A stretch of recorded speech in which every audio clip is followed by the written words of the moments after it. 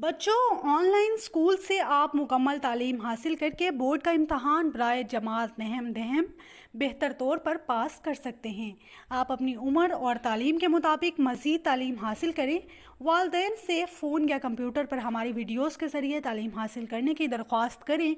रोज़ाना 1 से 2 घंटे ऑनलाइन पढ़ाई करें और जब आप स्कूल जाएंगे तो आपको मज़ीद किसी मदद की ज़रूरत नहीं होगी।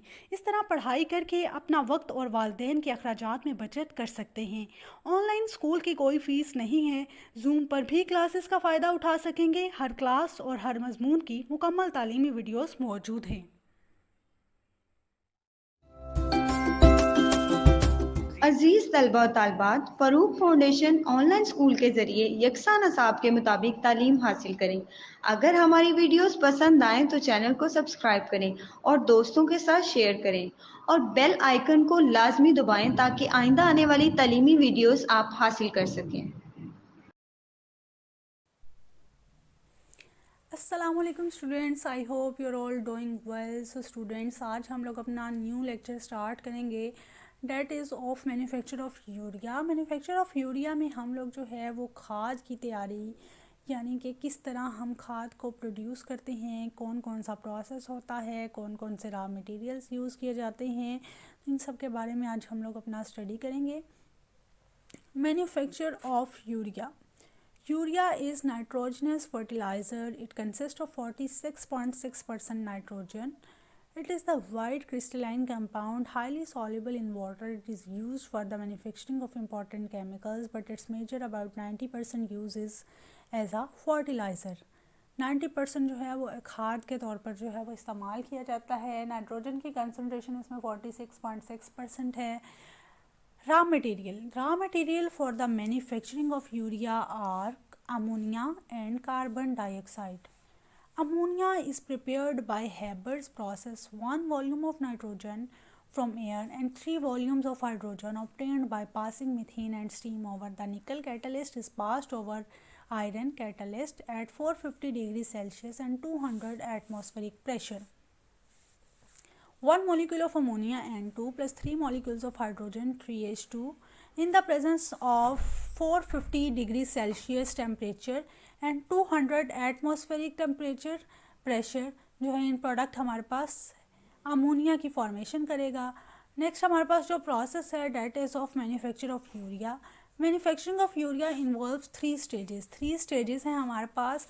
First one is reaction of ammonia and carbon dioxide. Second one is urea formation. Third one is granulation of urea. First one है reaction of ammonia and carbon dioxide. Carbon dioxide is passed through liquid ammonia under high pressure to form ammonium carbamate.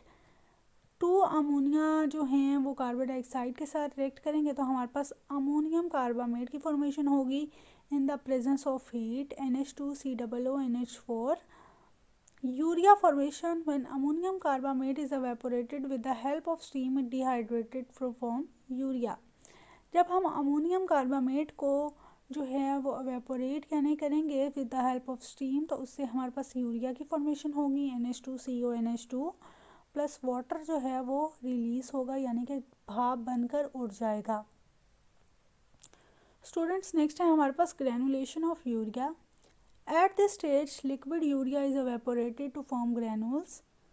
When liquid urea is separated from top of the tower under pressure and a hot current of air is introduced from the base, it evaporates to form granules. This is stored to be marketed. इसमें जो है वो हमारे पास granulation होती है, जो है लिक्विड यूरिया को स्प्रे किया जाता है from the top of the tower under pressure और जो हॉट करंट ऑफ एयर है वो बेस से जो है इंट्रोड्यूस किया जाता है जो एवेपोरेट होके ग्रेनुल्स की जो है वो फॉर्मेशन करता है और फिर उसको जो है मार्केटिंग करने के लिए जो है वो इस्तेमाल किया जाता है।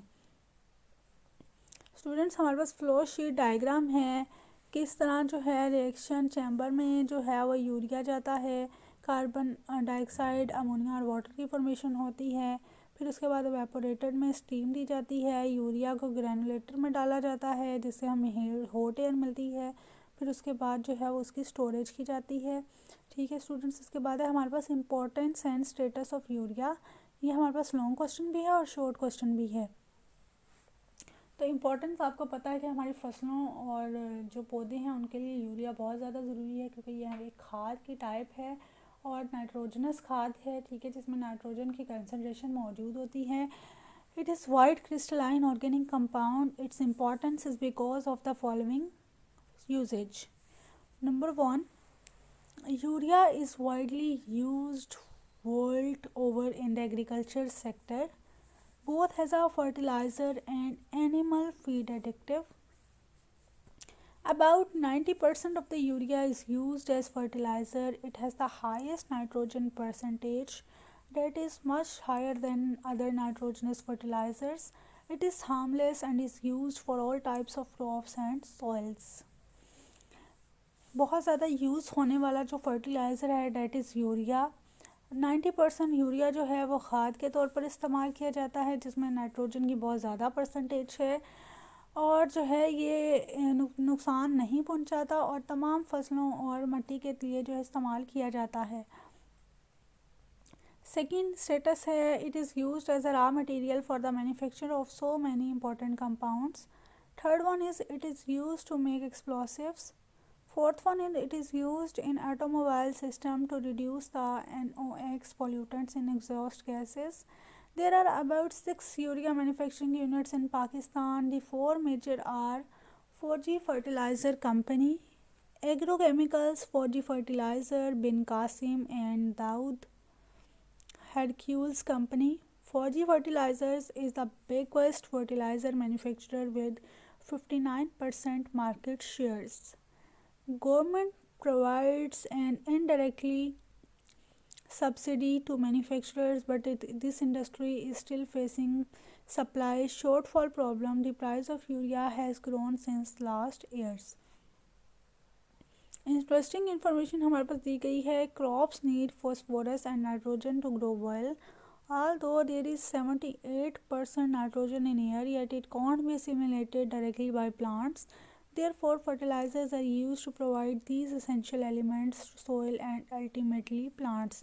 Students, test yourself में आपने पहले मैन्युफैक्चर ऑफ यूरिया को अच्छे से पढ़ना है, फिर उसके बाद आप जो हैं वो जो हैं टेस्ट योर सेल्फ को अच्छे से करेंगे। ये आपका टेस्ट भी हो जाएगा, प्लस आपको ये भी आइडिया होगा कि आपको चैप्टर में से क्या क्या समझ आया है।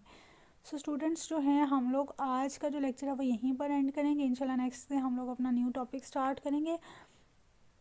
तो आपको ये भी बताती चलूँ कि मैन्युफैक्चर ऑफ यूरिया जो है ये एक इम्पॉर्टेंट लॉन्ग क्वेश्चन है, एग्ज़ाम्स में बहुत ज़्यादा पूछा जा सकता है और बहुत ज़्यादा इम्पॉर्टेंट भी है। आपने इसको जो है वो बहुत अच्छे से प्रिपेयर करना है स्टूडेंट्स। तो जो रिएक्शंस है इसमें दिए गए वो बहुत इंपॉर्टेंट हैं। रिएक्शंस के बगैर आपका टॉपिक फ्लॉप है। सबसे पहले आपने तवज्जो देनी है रिएक्शंस की तरफ, किस तरह कौन से रिएक्टेंट्स मिलके क्या प्रोडक्ट बना रहे हैं और कैटलिस्ट जो हैं और टेम्परेचर और प्रेशर कितना दिया जा रहा है। ये तमाम चीज़ों को आपने जो है वो याद रखना है और अपने जो है वो इन तमाम जो पूरा चैप्टर है उसकी तैयारी करनी है। इंशाल्लाह हम अपना नेक्स्ट लेक्चर स्टार्ट करेंगे, उसमें हम लोग अपने फर्दर टॉपिक को जो है वो डिस्कस करेंगे। तब तक के लिए स्टूडेंट्स बेस्ट ऑफ लक आप सबको, और अच्छे से आप अपने इस चैप्टर को तैयार करें क्योंकि आपकी बुक का लास्ट चैप्टर है और बोर्ड एग्ज़ाम्स के हवाले से वेटेज भी बहुत ज़्यादा है। तो बेस्ट ऑफ लक, इंशाल्लाह we will see you in the very next lecture. अल्लाह हाफिज़।